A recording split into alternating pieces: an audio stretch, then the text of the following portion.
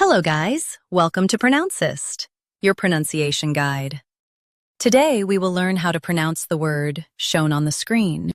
Chipotle. Both US and UK have the same pronunciation of this word. Stress. Pout. Keep ch soft and lay clear.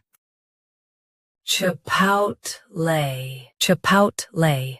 Stress. Pout. Keep ch soft and lay clear. Chipotle.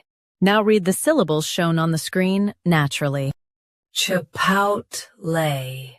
Stress. Pout. Keep ch soft and lay clear. Chipotle. Practice repeatedly and you'll soon be able to say this word perfectly. The best way to practice is to repeat the syllable multiple times.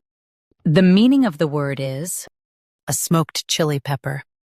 Try repeating this word several times to improve your pronunciation. We post daily videos on useful and commonly mispronounced words to help you speak clearly and confidently. Save this video and subscribe to Pronouncist for more pronunciation guides. Thanks for watching us.